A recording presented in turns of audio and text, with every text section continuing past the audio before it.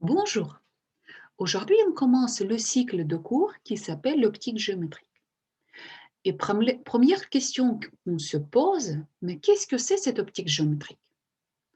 L'optique géométrique, c'est le domaine de l'optique qui étudie uniquement les effets de la propagation de la lumière dans l'espace.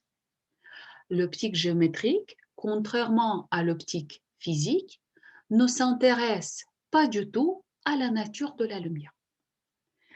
En effet, si la question qui est très très courante qu'on pose, est-ce que la lumière c'est un ensemble des particules ou la lumière c'est une onde électromagnétique? Et en fait, la réponse, ni l'un ni l'autre.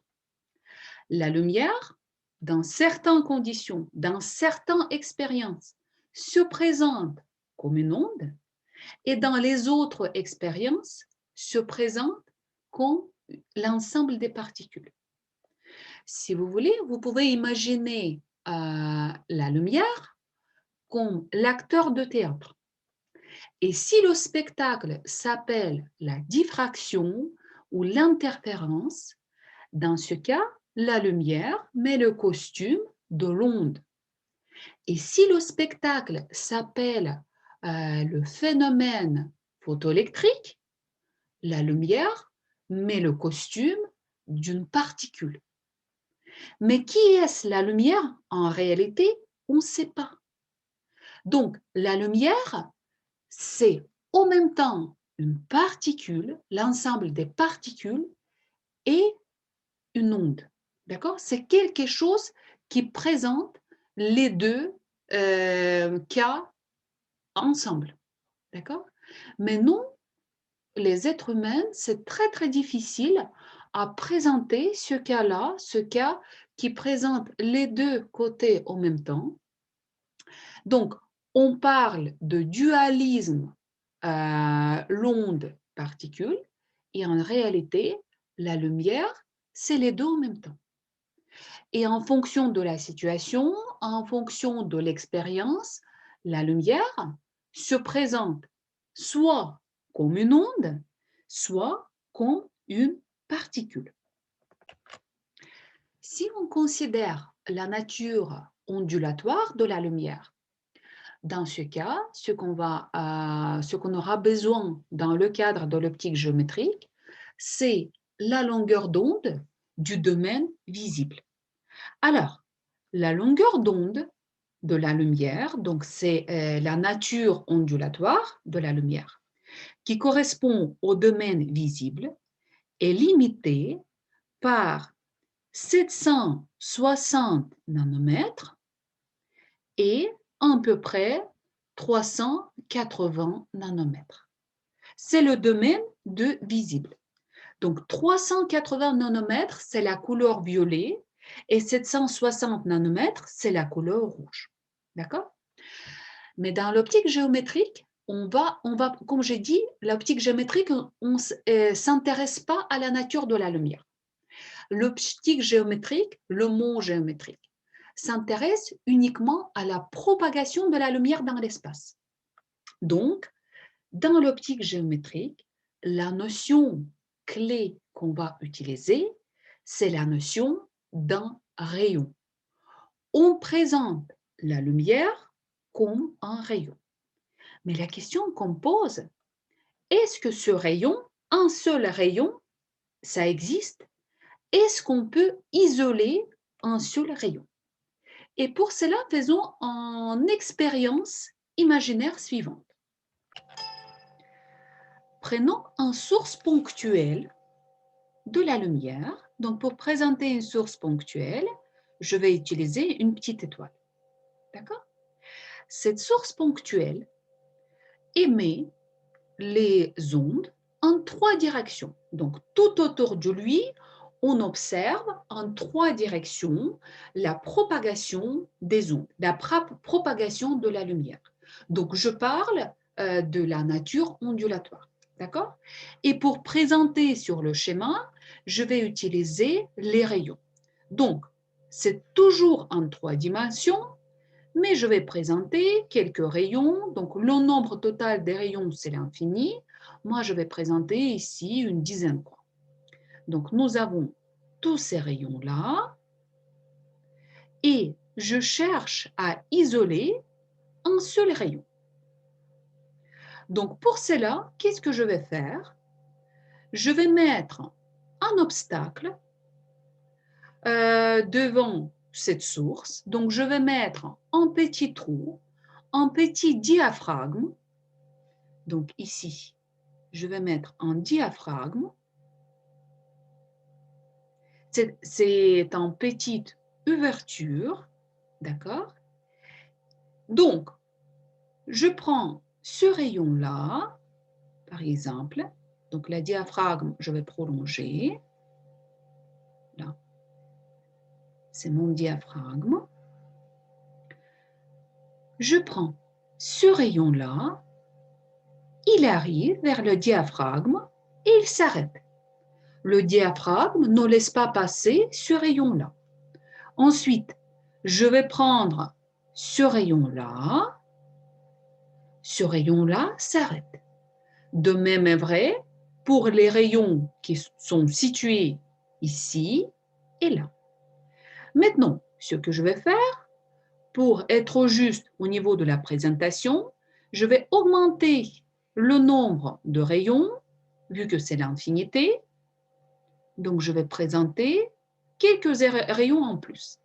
Donc, je prends ce rayon-là, il arrive au niveau de la diaphragme et il passe par l'extrémité. Je prends ce rayon-là, il passe à travers de ce diaphragme, donc ici ce rayon-là, il passe aussi, et ce rayon-là, il passe aussi. Donc, nous avons utilisé le diaphragme, par exemple, de l'ordre de 1 mm, et si maintenant je pose un écran quelque part après le diaphragme, quelque part ici, sur cet écran, je vais observer une tache lumineuse à peu près 1 mm.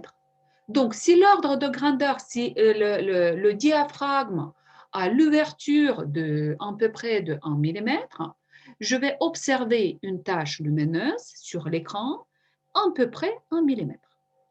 Donc, schématiquement, j'ai présenté 3 rayons. La question que je me pose est si je réduis davantage ce diaphragme, qu'est-ce qui va se passer? Donc, je vais prendre le même source ponctuelle qui est ici. Je vais présenter les rayons uniquement dans la direction de la diaphragme et je vais réduire davantage ces diaphragmes. Par exemple, je vais laisser l'ouverture à peu près 400 nanomètres. Donc ici, l'ouverture très très fine, 400 nanomètres. Qu'est-ce qui se passe dans ce cas-là? Donc, je vais présenter encore un rayon. Il y a un rayon qui passe, peut-être deuxième rayon qui passe, mais qu'est-ce qui se passe avec les autres? En fait, maintenant, vu que le diaphragme, la taille de la diaphragme est comparable à la longueur d'onde, donc j'ai pris 400 nanomètres l'ouverture de la diaphragme, vu que l'ouverture de la diaphragme est comparable à la longueur d'onde de la lumière, dans ce cas, on commence, on sort du domaine de l'optique géométrique et on entre dans le domaine de l'optique ondulatoire. En effet, les effets ondulatoires, on commence comme la diffraction, comme l'interférence, dans notre cas c'est la diffraction, on commence à observer quand la longueur d'onde commence à être comparable à la taille de l'ouverture ou à la taille de l'objet éclairé en général. D'accord? Donc, dans ce cas, le modèle que j'ai présenté où j'ai présenté les rayons, la lumière comme les rayons, n'est plus valable, ce modèle géométrique. Et au lieu de réduire la taille de faisceau, le faisceau va commencer à s'étaler, va commencer à s'élargir. Donc, un rayon, c'est un modèle mathématique. Physiquement, on ne peut pas séparer un rayon. D'accord? Physiquement, en optique géométrique, on utilise cette notion des rayons, mais on parle des faisceaux fins. Et les faisceaux fins sont constitués de l'infinité des rayons à l'intérieur. Mais la question logique qui apparaît tout de suite, jusqu'à quand ce modèle de la propagation de la lumière où on utilise les rayons est valable? En fait, ce modèle est valable uniquement quand les ouvertures ou la taille des objets qui interagissent avec la lumière est beaucoup plus supérieure à la longueur d'onde.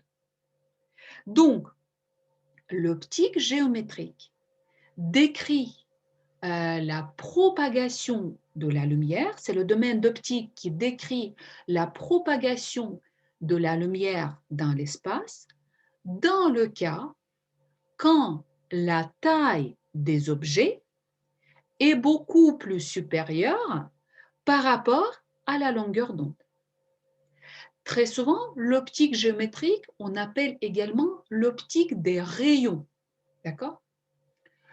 Donc, c'est pour ça l'optique géométrique, c'est le domaine de l'optique qui est très, très limité. C'est le domaine de l'optique qui est très, très ancien, mais dans lequel on ne s'intéresse pas du tout à la nature de la lumière. D'accord? Et dans les problèmes de l'optique géométrique, il faut juste étudier la propagation de la lumière à travers les différents milieux, dans l'espace. Donc, on va parler plus tard comment la lumière se réfléchit ou pénètre à l'intérieur des différents milieux. D'accord? Mais toujours en gardant dans la tête que l'approximation de l'optique géométrique est valable uniquement quand la taille des objets qu'on étudie est beaucoup plus supérieure par rapport à la longueur d'onde. Donc ici, on va prendre la longueur d'onde visible. Donc la taille des objets va être supérieure, beaucoup plus supérieure par rapport à, par exemple, 700 nanomètres. OK? Maintenant, on va parler des lois de l'optique géométrique. Il n'y a pas beaucoup. Ce qui est bien en optique géométrique, comme j'ai dit, c'est le domaine de l'optique qui est très limité. Donc, il n'y a pas beaucoup de lois. D'accord? Et première loi de l'optique géométrique, c'est la propagation rectiligne de la lumière. Donc, dans le milieu homogène, isotrope et transparente, la lumière se propage sur ligne droite. D'accord? Donc, si vous prenez par exemple l'eau, la lumière dans l'eau se propage sur une ligne droite. Donc, si vous prenez l'air, la lumière dans l'air se propage sur une ligne droite. D'accord? Mais si vous prenez par exemple la solution à base de l'encre, qui est homogène et isotrope, mais qui n'est pas transparent, est-ce que vous allez observer la lumière? Ben non. Donc, les trois conditions qu'on impose, c'est que le milieu doit être homogène, isotrope et transparent. Cette propriété, on utilise beaucoup pour déterminer la qualité des objets droits. D'accord? Par exemple, si vous prenez une règle graduée et vous prenez une source de lumière, par exemple un laser, vous pouvez faire passer le faisceau de laser tout au long de cette règle graduée et voir si la surface si le côté de cette règle graduée suit le faisceau de lumière, c'est-à-dire qu'on parle de bonne qualité de la règle graduée. Parce qu'on connaît que dans l'air, le faisceau laser, la lumière va se propager selon la ligne droite. Si la surface dévie du faisceau de la lumière, c'est-à-dire que cette règle graduée n'est pas de bonne qualité. Donc, comme ça, d'ailleurs, en industrie, on vérifie la qualité des surfaces, d'accord? Des surfaces qui doivent être droites, d'accord? Cette loi, la loi de la propagation de la lumière, est également responsable du phénomène, on va dire responsable du phénomène qui s'appelle la formation de l'ombre. Ce phénomène, en cas général, n'est pas si simple que ça. En fait, l'ombre n'existe pas toujours et il faut comprendre pourquoi. Et le cas le plus simple de la formation de l'ombre, c'est quand on considère la source ponctuelle de la lumière. Donc, qu'est-ce que c'est une source ponctuelle de la lumière? C'est une source dont les dimensions on néglige quand on étudie telle ou telle distance par rapport aux distances qu'on utilise dans tel ou tel problème. Par exemple, si on considère le Soleil, dans le cas général, le Soleil n'est pas une source ponctuelle. D'accord? Donc, pour comprendre le phénomène de la formation de l'ombre, considérons une source ponctuelle de la lumière que je vais appeler S. Ensuite, donc, devant cette source, je vais placer un obstacle. Donc, cet obstacle-là, de cette taille-là. Et après cet obstacle, je vais placer un écran que je vais présenter ici. Donc, ça, c'est mon écran. Et ce que je vais faire, je vais considérer les rayons, uniquement les rayons qui passent. Donc, bon, on va considérer plusieurs rayons. Donc, premier rayon, donc vu qu'il s'agit d'une source ponctuelle, d'accord? Cette source ponctuelle émet la lumière dans tous les sens, c'est-à-dire que sur une sphère, et on va considérer les rayons dans toutes les directions, d'accord? Donc, cette source émet ce rayon-là qui passe donc à travers, donc qui passe à côté de l'obstacle. Donc, ce rayon-là, un autre rayon, donc on va prendre ce rayon-là, pareil, il contourne, vous voyez, l'obstacle. Il ne tombe pas sur l'écran parce qu'il passe trop haut. Après, je vais prendre donc ce rayon-là, regardez, ce rayon arrive vers l'écran. Je vais juste prolonger légèrement l'écran pour qu'on puisse voir le schéma de plus clair. Donc ça, c'est mon écran.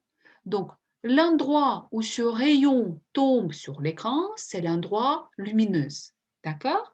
La même chose, donc je vais prolonger l'écran ici. Donc ce rayon-là, dans ce cas, le rayon qui passe en bas va tomber sur l'écran. D'accord? Après, je prends le rayon qui passe juste par l'extrémité de l'écran, ici, mais il passe quand même. L'autre rayon, pareil, qui passe par l'extrémité de l'écran, ici. Mais par contre, si je considère un rayon qui sort et qui se propage de façon horizontale, ce rayon-là est arrêté par cet obstacle. Donc, si je considère tous les rayons qui passent, par exemple là ou ici, ces rayons-là sont arrêtés par cet obstacle. C'est-à-dire que si je pose ici l'écran, donc comme j'ai fait, là, je vais observer la zone qui n'est pas éclairée, d'accord? Et ici, je vais observer une zone qui sera entièrement éclairée. Donc, je vais écrire la zone de l'ombre. Je vais hacher cette zone, voilà, comme ça. Ça, c'est la zone de l'ombre. Aucun rayon ne pénètre pas dans cette zone de l'ombre. D'accord? Et ici, sur l'écran, ça sera l'ombre portée. On va observer une tache noire. D'accord? Donc, je vais écrire ombre. Par contre, la zone éclairée, c'est toute cette zone-là qui est en bas et en haut par rapport à cette ombre portée. Et si maintenant je présente cet écran, d'accord? Donc, j'aurai la zone éclairée et tout au milieu, j'aurai cette zone de l'ombre, d'accord? Là. Donc, la zone qui est entièrement sombre. Et ce qui est important, c'est que dans ce cas-là, quand on utilise une source ponctuelle, l'interface entre l'ombre portée et la zone éclairée sera bien nette. Mais dans le cas général, une source de lumière n'est pas une source ponctuelle. D'accord? Dans le cas général, on parle d'une source étendue, c'est-à-dire qu'une source qui possède certaines tailles géométriques. Et on va considérer, si on maintenant une source étendue, donc je vais présenter comme une barre ici. Donc deux extrémités de cette source, c'est C1, l'extrémité du bas, et C2, l'extrémité du haut.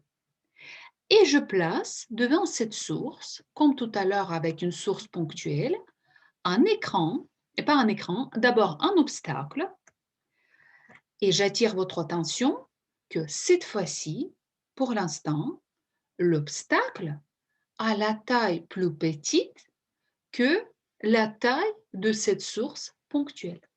D'accord? Et maintenant, pour voir si je peux former une ombre, je vais considérer les 4 rayons qui vont passer de chaque extrémité de cette source à travers de chaque extrémité de cet obstacle. Donc, les rayons qui passent de cette source S1 à travers cette première extrémité, donc je vais tracer donc ce rayon-là, où je vais mettre un rayon. Voilà. Donc un rayon. Donc ici, il passe. D'accord? Ensuite, je vais prendre un autre couleur et je vais tracer un autre rayon qui provient de cette extrémité S2 et qui passe là. Okay? Ensuite, le rayon qui provient de cette source, donc cette extrémité S1, qui passe par le bas, et le rayon qui provient de l'extrémité S2 et qui passe par cette extrémité-là. Donc, on a tracé tous les rayons. Maintenant, on va essayer à comprendre qu'est-ce qu'on voit? Donc, imaginez que je pose, donc j'observe, l'observateur se situe quelque part dans cette zone-là. Pour présenter l'observateur, donc je vais dessiner un œil. Ça, c'est mon œil. Donc, pour voir si l'objet sera éclairé ou pas, il faut que j'essaye à faire passer les rayons provenant des deux sources. Donc, de cette partie-là, S1, regardez, les rayons, l'obstacle n'empêche pas la propagation des rayons provenant de cette extrémité S1 vers l'œil. Et pareil, l'obstacle n'empêche pas la propagation des rayons provenant de cette extrémité de source S2. Donc, dans toute cette zone-là, jusqu'à cette partie-là, donc regardez tous les rayons. Par exemple, je peux incliner, donc si l'œil sera ici, jusque-là, jusque-là, jusque-là, jusque-là, jusque-là, tous les rayons peuvent passer. Il n'y a pas de problème. De même est vrai pour les rayons provenant de S2. Donc, jusque-là, ils peuvent passer. Ceci dit que toute cette zone-là, au-dessus de ce rayon bleu et ce rayon vert foncé, c'est une zone éclairée par l'ensemble des rayons provenant, par l'ensemble des points appartenant à cette source étendue. Donc, je vais écrire que cette zone-là, je vais mettre la couleur jaune par exemple, c'est toute cette zone-là, c'est une zone éclairée. Donc, on va hacher correctement. Donc, ici, c'est une zone éclairée. Zone éclairée. D'accord? De même est vrai si vous regardez, si vous prenez en compte la zone symétrique de l'autre côté. La même chose. Donc, vous prenez un rayon provenant de S2. Ce rayon-là peut se propager jusqu'à cette position-là. Et vous prenez un rayon, si vous prenez un rayon provenant de S1, deuxième extrémité, ce rayon, pareil, peut facilement se propager dans toute cette zone-là. Donc, la même chose, cette zone-là, qui est en bas, qui est symétrique, c'est une zone éclairée. Zone éclairée. Très bien. Par contre, si maintenant, je me pose, l'observateur est dans cette zone-là, la même chose. Donc, on va présenter les différents rayons. Donc, le rayon provenant de S2 se propage facilement. Il n'y a pas d'obstacle qui empêche la propagation à ce rayon-là, vers l'œil. D'accord? Ça, c'est notre œil. Ensuite, par contre, deuxième rayon qui provient de S1, regardez, il ne peut pas traverser l'obstacle. Il est arrêté par notre obstacle. C'est-à-dire que l'œil va recevoir uniquement les rayons provenant d'une partie de cette source étendue. D'accord? Donc, si je prends un point qui appartient à cette source, quelque part ici, ce point-là peuvent envoyer ce rayon-là, mais ce sera à peu près le point limite. C'est-à-dire que dans cette position-là, entre ces rayons-là, d'accord, entre le vert foncé et le rouge foncé et le bleu, l'œil peut recevoir les rayons provenant uniquement d'une partie de cette source éclairée. Et dans ce cas, on parle de pénombre ou mi-ombre. D'accord? Donc, on utilise le terme pénombre. Donc, cette zone-là, c'est une zone de pénombre. Donc, c'est ni noir, ni très clair. C'est comme mi-ombre, quelque chose qui est mi-éclairé. D'accord? Donc, c'est une zone grise. OK? La même chose est vraie si on considère cette zone-là qui est symétrique. Regardez. Donc, pareil, ça sera un pénombre. Maintenant, si je place mon œil, si je place l'observateur quelque part dans cette zone-là où il y a ce triangle, faisons le même analyse. Donc, prenons un rayon provenant d'une extrémité S2. Ce rayon-là, s'il souhaite à se propager vers l'œil, sera arrêté. Donc, il ne peut pas se propager. La même chose, un rayon provenant de S1, ce rayon-là, s'il se souhaite à se propager vers l'œil, il sera arrêté par cet obstacle. Donc, aucun rayon ne peut pénétrer dans cette zone-là, la zone de triangle. Je vais hacher cette zone, ça sera la zone de l'ombre. Donc ici, cette zone-là, la zone verte, ça sera la zone de l'ombre. Donc, qu'est-ce qu'on observe dans ce cas-là? Regardez, si je place mon écran quelque part dans cette position-là, regardez, donc l'écran, je vais poser quelque part ici. Sur l'écran, je vais voir un anneau lumineux, d'accord? Donc, on va présenter un anneau, voilà, quelque part comme ça. Attendez, hop. Un anneau lumineux. Ensuite, on aura l'ombre, pénombre, mi-ombre. Donc, je vais présenter ici, hop, là, hop, pénombre. Et tout au milieu, je vais observer un nombre. D'accord? Donc, allez, hop. Je vais présenter là un nombre. Donc, 3 ondes. Mais contrairement à une source ponctuelle, l'interface entre ces ondes-là n'est pas nette. D'accord? En effet, on ne va jamais observer l'ombre nette. D'accord? On va observer quelque chose comme l'interface bien graduée. D'accord? Donc, quand la couleur sur mon schéma vert va graduellement passer vers le bleu.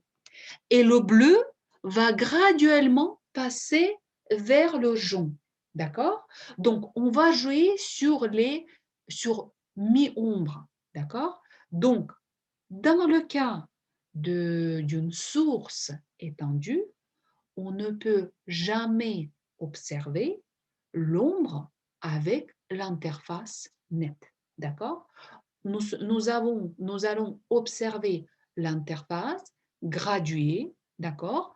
Quand l'ombre va se transformer en pénombre et la pénombre va se transformer graduellement vers la zone éclairée. Maintenant, regardez, qu'est-ce qui se passe si on prend l'écran et on positionne quelque part ici? Dans ce cas, il faut qu'on analyse qu'est-ce qu'on observe si l'œil, si l'observateur est ici. Regardez, la même chose. Donc, on prend un rayon promenant d'une extrémité. Ce rayon-là se propage facilement vers l'œil. Ce rayon n'est pas freiné par l'obstacle. De même est vrai pour un autre rayon provenant de S1. Regardez, les deux rayons arrivent à pénétrer dans la zone où se situe l'œil. Par contre, si je prends un point qui se situe quelque part ici, le rayon provenant de ce point-là, regardez, est freiné par l'obstacle. D'accord? Il n'arrive pas à pénétrer dans cette zone-là. Donc, cette zone-là, ce triangle-là, sera mi-éclairé et on va observer également un pénombre, d'accord? Qui est la zone qui est éclairée moyennement. Donc, la zone qui est éclairée uniquement par une partie des rayons. Donc, je vais hacher cette zone-là. C'est aussi une zone de pénombre. Donc, si maintenant j'essaie à imaginer, à présenter cette tâche que je vais observer sur l'écran, donc ça sera une zone lumineuse, d'accord? Et ensuite, on va observer uniquement le mi-ombre. On ne va pas observer l'ombre quand notre écran se situe sur cette position-là. Et la même est vraie, c'est que l'interface, contrairement au schéma que j'ai présenté, n'est jamais nette. Donc, la zone de mi-ombre se transforme graduellement en zone éclairée. Et ceci dit que pour cette position-là, on ne peut jamais observer une ombre. D'accord? Donc, la formation de l'ombre, dans le cas d'une source étendue, est bien limitée. D'accord? Et d'ailleurs, cette formation de l'ombre va dépendre aussi de la taille de l'obstacle. D'accord? Plus la taille de l'obstacle est grande, d'accord? Plus la zone de l'ombre sera grande. Donc, c'était la première loi de l'optique géométrique, la loi de la propagation rectiligne de la lumière. Donc, dans le cas général, quand il s'agit des sources étendues, la formation de l'ombre n'est pas possible. Si on considère une source comme le soleil, d'accord? Donc, il faut toujours comparer la taille de l'obstacle à la taille de cette source. Donc, imaginez un avion qui est très haut dans le ciel, d'accord? Dans ce cas, la taille de la source, c'est notre soleil, est supérieure à la taille de l'avion. D'accord? Donc, dans ce cas, en tenant compte que la distance de l'avion vers la Terre, elle est très très grande, donc on ne va jamais observer l'ombre provenant de cet avion qui est très nette, avec les interfaces très nettes. La distance, elle est très grande. Maintenant, si vous prenez cet avion qui est en train d'atterrir, d'accord? Déjà, premièrement, la taille de l'avion, elle est beaucoup plus grande cette fois-ci par rapport à la taille du Soleil, vue de la Terre. Deuxième chose, c'est que la distance qui sépare maintenant cet avion et l'écran, c'est le sol, est très petite. Dans ce cas, on peut observer l'ombre claire, l'ombre nette de cet avion sur la surface de la Terre. Essayez à observer. Donc, quand l'avion est dans le ciel, on n'observe jamais l'ombre nette, d'accord? On observe un pénombre. Mais si l'avion est en train d'atterrir, dans ce cas, nous pouvons observer une ombre bien nette. Maintenant, on va parler de la deuxième loi. En fait, il y en a deux, ce qu'on appelle, on regroupe et on les appelle les lois de réflexion. En effet, quand la lumière raconte un obstacle, d'accord? Donc, imaginons que ici, vous avez un obstacle, vous avez un rayon de lumière. Qu'est-ce que ça veut dire? Ça veut dire que votre milieu n'est plus homogène. Et ceci dit que la première loi la loi de la propagation rectiligne n'est plus valable parce que la première loi est uniquement valable pour les milieux homogènes, isotropes et transparents. Donc, nous ne sommes plus dans le cas d'homogénéité. Donc, regardons qu'est-ce qui se passe dans ce cas-là. Imaginons que vous avez pris comme un obstacle, c'est un miroir. Donc, imaginez un miroir et il y a un rayon du soleil qui tombe sur le miroir. Qu'est-ce que vous allez observer? En fait, vous allez également observer un rayon qui sera réfléchi par la surface de cette miroir. Donc, si par exemple ici vous avez un faisceau très très fin provenant d'une source laser, si vous placez maintenant l'écran quelque part ici, vous allez observer également une tache circulaire de la même taille que la taille du faisceau de la lumière. On parle dans ce cas de la réflexion métallique. Donc, je vais présenter ici une tache de la même taille. Par contre, si à la place d'un miroir, vous allez prendre un papier. Donc, je vais présenter un papier. Voilà, comme ça. La même chose, je vais envoyer un rayon de laser, un faisceau de laser, sur le papier. Est-ce que dans ce cas-là, vous allez observer sur l'écran, si vous placez l'écran quelque part ici, une tache? Ben non, vous allez observer une tache fine de la même taille que le faisceau laser. Ben non, vous allez observer une tache beaucoup plus large, d'accord? Et la taille de cette tache provient du fait, donc pourquoi on observe une tache? Parce que nous ne sommes plus dans les conditions de la réflexion métallique, nous sommes dans le cas de la réflexion diffuse.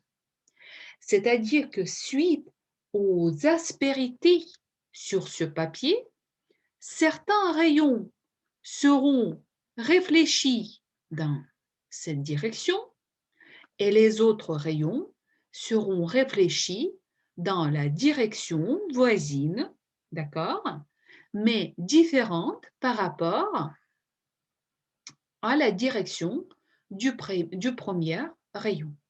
Donc, au lieu d'observer une tache fine, on va observer une tache étendue. Donc, il s'agit de la réflexion diffuse. Mais la question qu'on pose, quand est-ce qu'on va observer, quels sont les critères, quand est-ce qu'on va observer la réflexion diffuse et la réflexion métallique? Et en effet, ici, il faut s'intéresser aux effets fines, aux effets ondulatoires. Alors, si la taille des aspérités sur la surface de cet objet est beaucoup, beaucoup plus petite par rapport à la longueur d'onde qu'on utilise pour l'éclairage, dans ce cas, la réflexion sera métallique.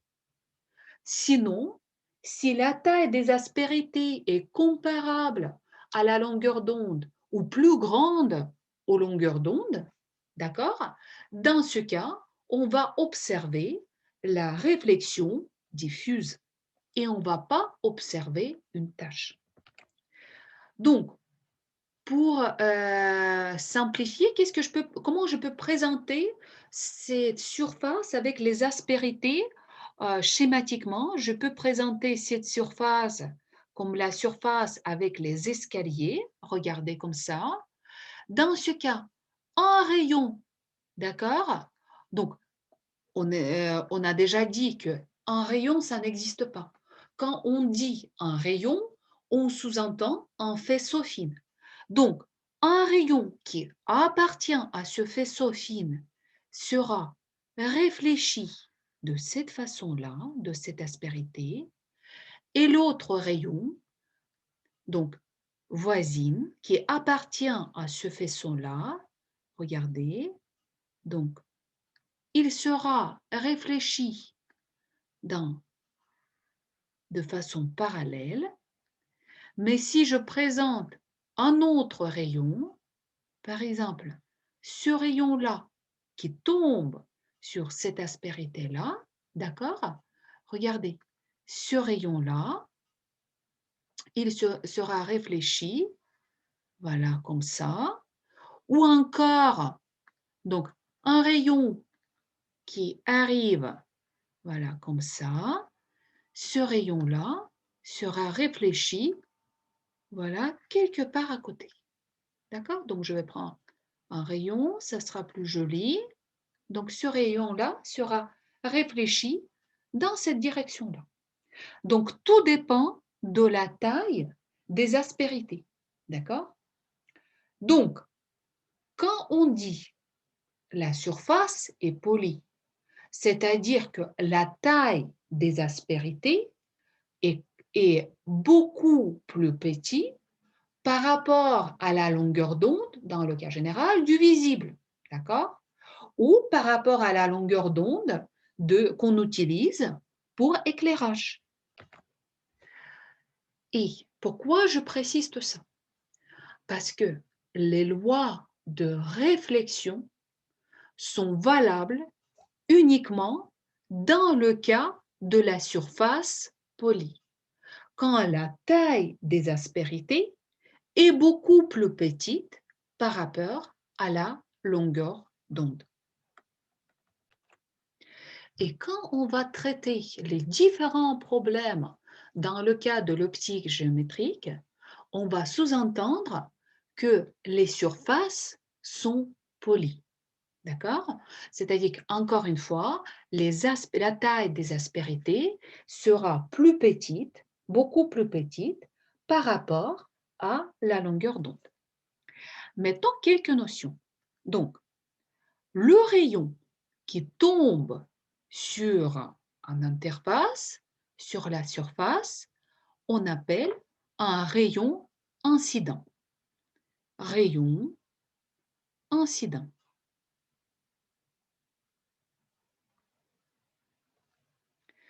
Un rayon qui repart après la réflexion, on appelle un rayon réfléchi.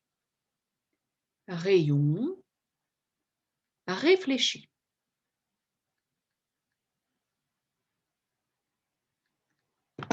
Ensuite, on aura besoin à tracer la normale au point d'incidence. Donc, ce point-là, le point d'atterrissage, on va dire, de ce rayon incident, on va appeler le point d'incidence.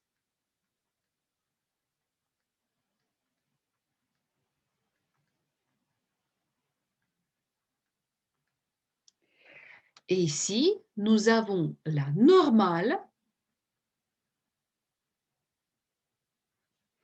tracée qui passe à travers de ce point d'incidence. La normale à ce point d'incidence.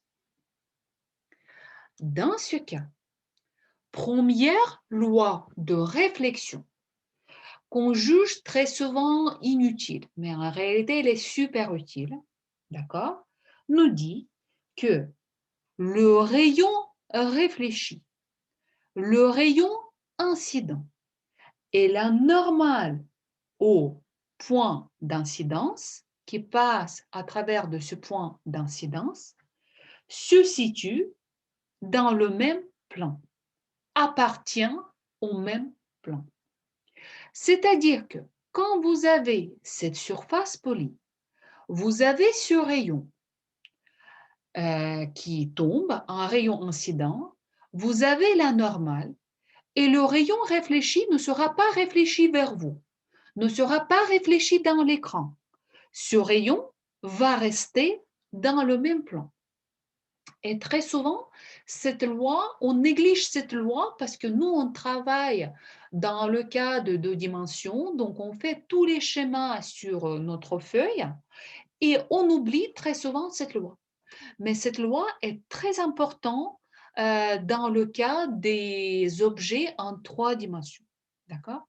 Donc, un rayon d'incident, le rayon incident, la normale au point d'incidence et un rayon réfléchi appartient au même plan.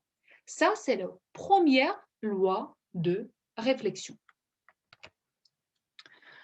Deuxième loi de réflexion nous dit que l'angle d'incidence qu'on mesure entre le rayon incident et la normale au point d'incidence, donc je vais marquer l'angle d'incidence alpha et l'angle de réflexion, pareil, on mesure cet angle par rapport à la normale, je vais marquer bêta, les deux angles sont égaux.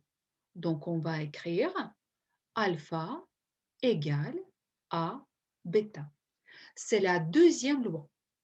Et j'écris cette loi, je ne tiens pas compte les angles orientés. D'accord? Je tiens uniquement en compte uniquement le module de ces angles. Ça, c'est la deuxième loi. Donc, encore une fois, il existe 2 lois de réflexion.